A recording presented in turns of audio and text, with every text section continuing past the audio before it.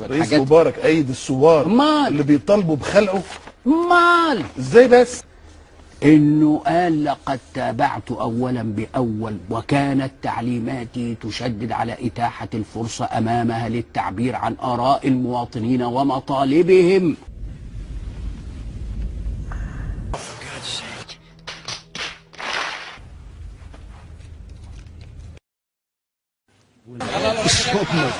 انا طب ما انت على طول مربي دقنك كده.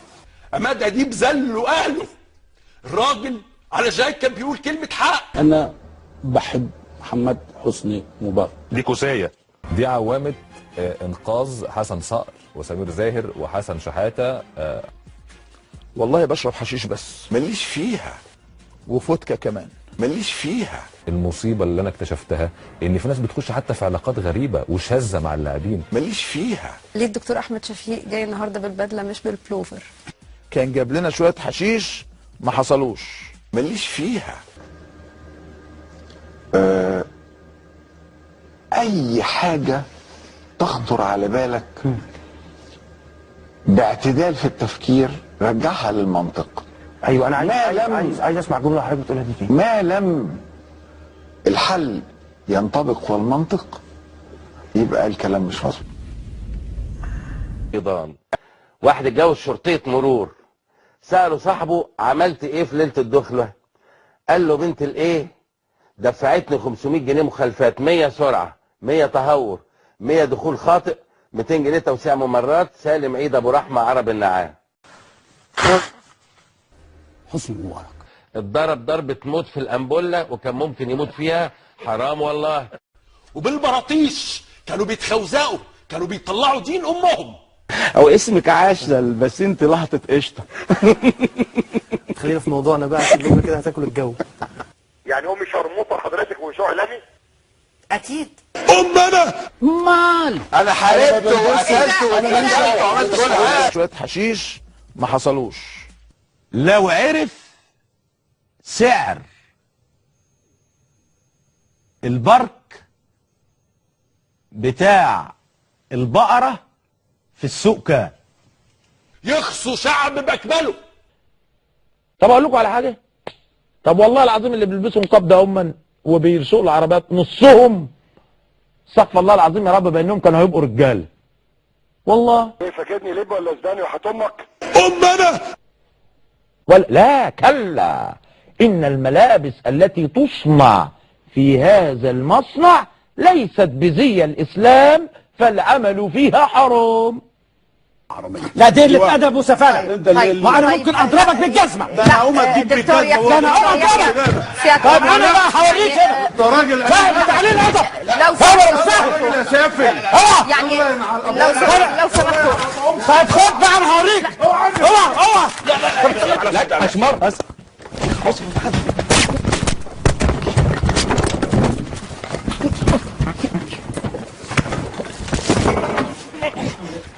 يا اخي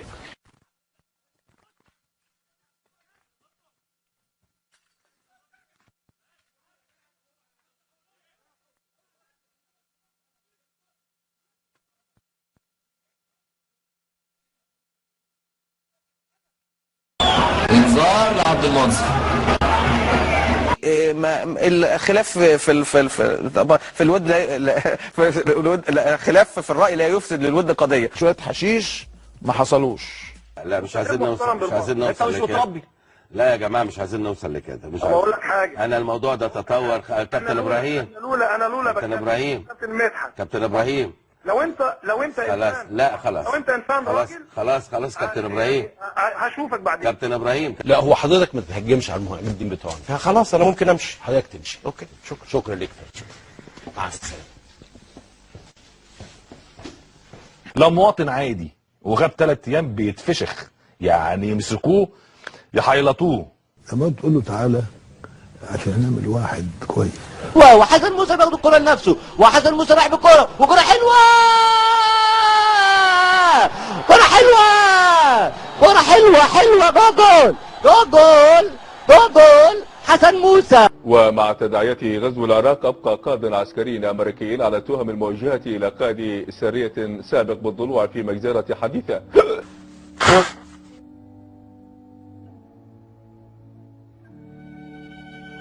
مين اللي سالته انك ترشح نفسك؟ يعني مين اهتميت انك تاخد رايه ان انت ترشح نفسك لرئاسه جمهوريه مصر العربية؟ لا بالامانه ما خدتش راي حد خالص. لا طبعا انا يعني في مجال العمل خدت الراي ومشير.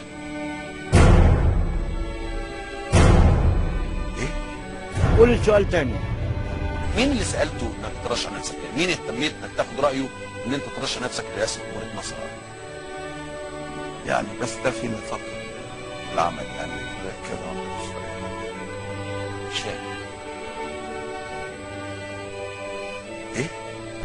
اي عمولة سلاح في مصر انا ليا فيها، اي عمولة مخدرات في مصر انا ليا فيها، اي عمولة جنس انا ليا فيها. ابقى غني ولا لا؟ انا خرا يا فادي، انا النهارده اول مره احس بجد قد ايه انا خرا. وانا مرأة ولا خرا؟ كابتن ناصر محمود ابن دين كلب. شكرا جزيلا، اعوذ بالله، انا اسف، انا اسف جدا. هنفلس ونقطع فلوس ابن الوسطى. اعوذ بالله، انا اسف. احنا اللي من جوانا صعبين قوي. نكتب النهارده في البرنامج. والله نكتب في البرنامج النهارده. هو يعني قال للعيبه ما تنتبهش وما تركزش مع الكلام اللي بيتقال في الاعلام. يا ردرت بيبل. ما ينفعش ازاي يقول كده علينا واحنا نعمل كده في نفسنا. انا جريت وراها؟ يعني اللي اتنسى انا كده اجيب لك العجل. يبقى دي 10000 جنيه. طب وعلى ايه بقى؟ طب ما انا اتجوزها احسن. دروس في القيادة الديمقراطية والتواصل وحل النزاعات بمعهد ماكسول بجامعة سيركوز. قولها تاني. سيركوز. قولوا تاني لو سمحت. سيراكيوز. ايه؟ جامعة ساركوز. ايه؟ ساركوز. ايه؟ ساركزات. ايه؟ جامعة ساركوز. فين بقى؟ في نيويورك. حبيبتي انا اتشتمت بامي لما قلت ان انا هطلع مع احمد شوبير.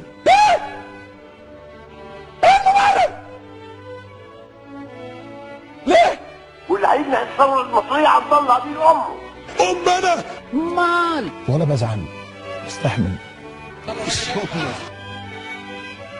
وان شاء الله رمضان خير عليكم يا رب وعلى المصريين كلهم. عليه الصلاه. واتمنى اسمع كده في الاعلام الناس المخربه دي عايزه مننا ايه؟ قدامك يا شباب. والله. تحوص بس مين اللي كمل؟ تحوص. مين اللي كمل؟ مين اللي عمل خطوه وبعدين في 60 داهيه. روحي اتجوزي ومع الف سلامه ريحينا من شكلك وهطلك وقله ادبك. الاخ اميتاب باتشان اللي هو العقيد عمر عفيفي بتاعت الاخ ابو كرش عمر عفيفي ده اللي قاعد راضي ياكل من مال امريكا الحرام. عايش عشان افشخ نفسي وافشخ كل اللي حبوني. اريد ان احيي الكلب الاجرب الجالس بجوارك. انت الكلب الأجرب يا ابن اللعين. انا المسلم، انا الطاهر وانت النجس ابن النجس من ظهر نجس. واعلم قدرك يا حثالة، ولو كنت عندك لاتيت بك وببلدك جميعا ممن يساندونك وجعلتهم تحت هذا الحذاء الطاهر. ايها النجس، لنا العزه عليكم الذله الى ان تقوم الساعه. وعلينا ان نتكاتف مع الجيش حتى ولو كان الجيش يريد شيئا يخالف الاسلام والمسلمين. على فكرة انا هقول لكم خبر ربما انا ما كنتش احب اقوله. انا زملكاوي. خد يا ده عمك فكري يا اخويا. تقول ويسري فوده معروف مين يسري فوده طبعا. طبعا وكان راضي اللي سلم الورق وسلم بلاد كتيره وربنا هيكرمه. ده اخر كلام قريب ان شاء الله. نعم. يسري فوده. والله منكم لله. هو الغنيم هو كل حياته. كان بيدور على واحد يتجوزه. بيقول لي ما تعرفليش حد يتجوزني. انا كويس قوي، انا النخرة والله. يا وليه يا وليه، احسن شغلانه ليك تولولي. بونبوني ماركت هولز. طبعا بطريقه غير هنا طبعا ديمقراطيه يعني فاهم. حسيت بايه لما مايكل جاكسون؟ هو عادي مات مش فارقه معايا، مش مهم. بس ما هو ما كانش بيقف في سكتي. يعني مش كان ده المنافس بتاعي. كان في واحد تاني اكبر منه في امريكا، مش عارف اسمه سينجر ولا ستينج، ناسي اسمه دلوقتي يعني. ستينج كان هو ده ممكن يكون المنافس بتاعي في العالم. وطبعا انا اولادي قافلين الموبايل وبيسمعوني دلوقتي عبر التلفزيون، احب بس ابلغهم برساله يلموا الغسيل، يحطوا مفرش على الغسيل، الله يخليكم، لان الغسيل زمان متبهدل. معلش يا جماعه انا ببعت الرساله دي للمدرسه.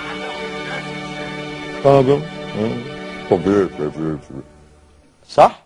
انضف من اي حد مزور ولا وسخ ولا خول. كان جاب لنا شويه حشيش ما حصلوش. اهلا اللي من جوانا صعبين قوي.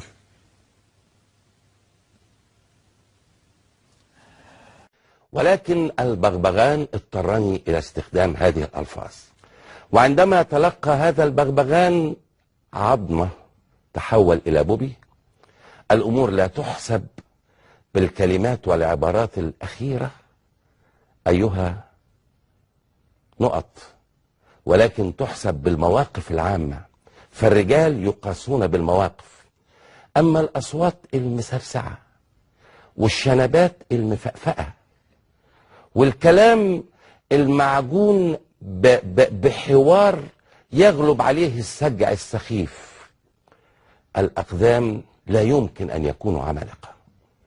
أما الأخ المفترض أنه أخ، وده الشخص ده اللي انا بقول لك ان المقاله دي ابلغ رد عليه، ده اللي سيدنا محمد عليه الصلاه والسلام بيقول لعن الله المترجلين من النساء المترجلين من النساء والمخنثين من الرجال. فهذا دوت يخش تحت بند المخنثين من الرجال. انا كنت كتبت مقاله من اسبوع او من 10 ايام، من اسبوعين تقريبا، عايز اقراها لك بس عشان ايه الناس تبقى شايفه مين اللي بتشوفه او رؤيتي ايه او رؤيه الناس ايه. انا بقول ايه؟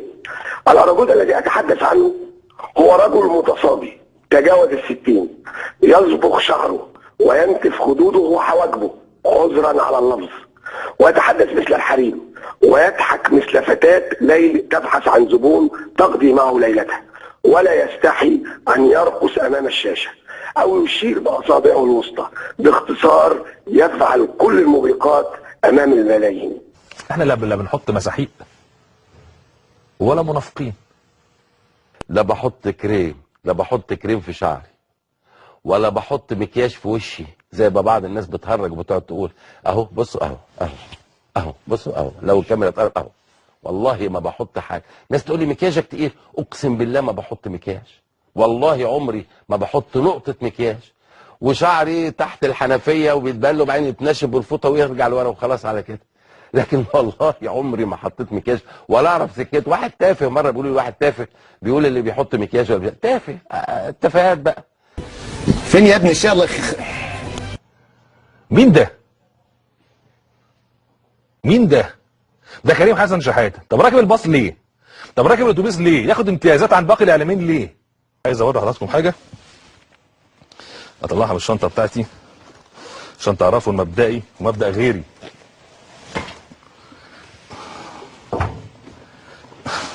دي كوسايه.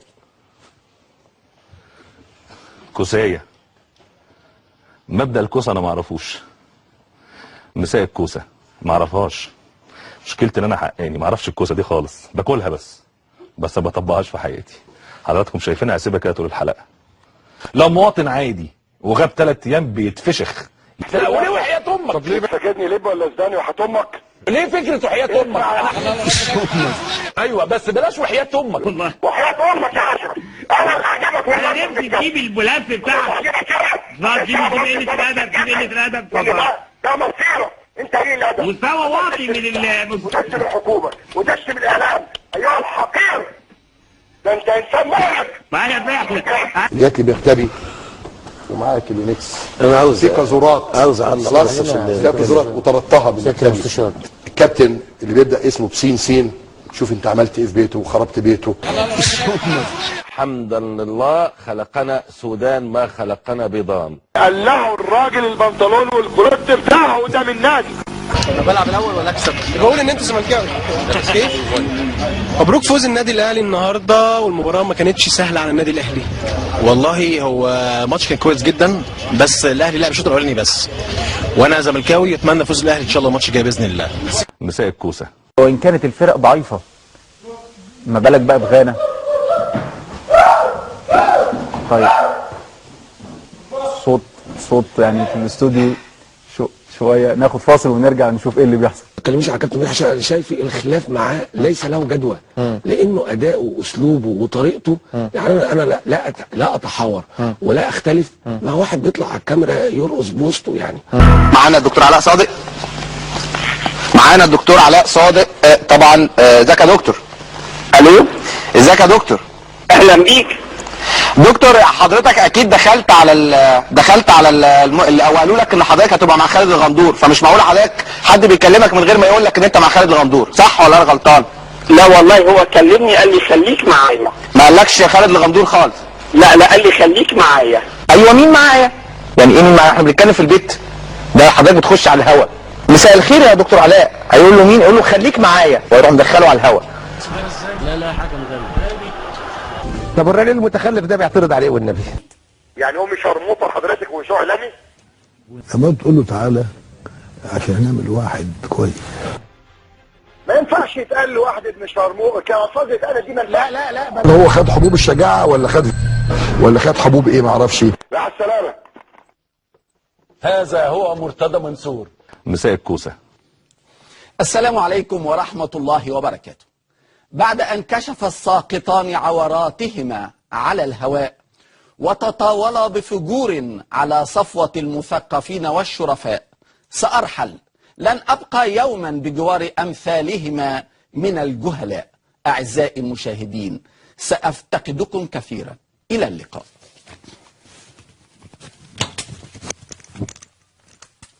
متهم يا سيادة باستيلاء على المستشار. اموال الريان. يا سيادة المستشار. وحياتي يا ولاد الصراحه انت بتجوز نجيبه. انا الكلب الحقير. يا ماشي اللي تعب. انتوا بتسجيل حيوان. تمام ده. يلا اتشاف عليا طبعا يتصور بيقول لي الواد ده. الواد ده بيقول ايه؟ العامل زي اللي شاطر بيقول ايه ده؟ يمدح. بس هو بجد يا حاجات يا جماعه هذا مكانه مستشفى الامراض العقليه او سجن ترى. هذا هو مكانه الطبيعي. ده هرب من السجن على لندن. ده اللي ده والله عندك حق والله. لانك انت هارب. يا ابني انت هارب. انت رد سجون وهارب. انتوا غلابه. انت هارب. والله العظيم انت غلبان. ايه يا ابني؟ مساء الكوسه. كان مرسي أصدر قرارا جمهوريا بسحب القرار رقم 350 لسنة 2012 باعتبار مجلس الشعب منحلا، وعودة المجلس لعقد جلساته وممارسة اختصاصاته. النهارده اكدت رئاسه الجمهوريه في احترامها للدستور والقانون والتقدير للسلطه القضائيه. رئيس ذكر شارب من بيز امه. حجب جميع المواقع الاباحيه على شبكه الانترنت في مصر. الزام وزير الاتصالات ورئيس الجهاز القومي لتنظيم الاتصالات بحجب هذه المواقع. يعني دي طب وقال لك بقى عيش بقى على ده، على كل الافلام، على كل السكه دي، يعني خلاص مش هيبقى فيه، يعني كل ده هيتشال، واي فيلم فيه صوره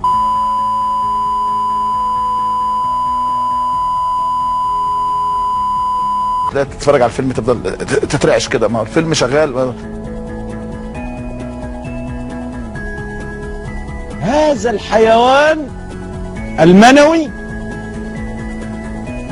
سيمنز يلقح البويضة، تلك البويضة تخصب. الله أكبر. بيتفاخروا ان هم دخلوا الماريجوانا مصر، بيتفاخروا بالحشيش، بيتفاخروا بالويسكي، بيتفاخروا بالLCD، دي اقراص. لو حاولت تعمل في صفك النهارده صناعي هتتحول بعض الاركان كده لكراهه اكتر منها مجرد ما مش في صفك. لم الشراميط بتوعك دول. لم الشراميط بتوعك دول. اتمنى ان يتزوج اخوانيكك. كده التعريص عرس. قديش انت البسمه دي يهوديه. انا النهارده اول مره احس وستعود المؤسسات المنتخبة. انا رايح النهارده اطلع عين ام مرسي. ستعود المؤسسات المنتخبة. تعالى بقى تعالى شو، هات لي طلع لي طلع لأداء دورها. انا رايح على مرسي النهارده. ويعود الجيش المصري العظيم. ارجع يالا في 60 داهيه، روحي اتجوزي ومع الف سلامه ريحينا من شكلك وهطلك وقله ادبك. نخاف من ربنا واحنا بنتكلم. استقطار بلد جميله وهاديه. دي حرب ولا شارع ولا ايه بالظبط؟ مش عارف بصراحه. اسمع ان هي اجازه. مدينه حلوه يعني. كوبشي. يعني انتصار عظيم، بس مش هيتحقق تاني لان دلوقتي ما بقاش في رجاله زي زمان. الاول نريد نعرف من هم رجال القوات المسلحه. هم حماة الارض، حماة الوحده الوطنيه، حماة البناء الذي يعلو فوق اقليم الدوله لتحقيق السياده والسلام على ارض الوطن. متخلف، بلاش تقول كلمه تنصب يا متخلف. ها مين بقى يحكم البلاد؟ هيات الدينه في عبده. برنامجنا فيه اهتمام خاص بقضية المرأة. ولا مرأة ولا خرا. مبرر جدا. هو مش مبرر. ازاي؟ هتلاقي ان انا في مبررات، ما دام في مبررات يبقى مبرر، لكن مش مبرر ما تلاقيش مبرر. كانت مبرره عندي. حضرتك قولي ايه اللي مش مبرر؟ ترى حضرتك اللي اعترضت. يعني ناس مش مبرره. يعني لا مبرره طبعا. مبرره، ما انا بقول لحضرتك مبرره. حضرتك قلتي غير مبرره.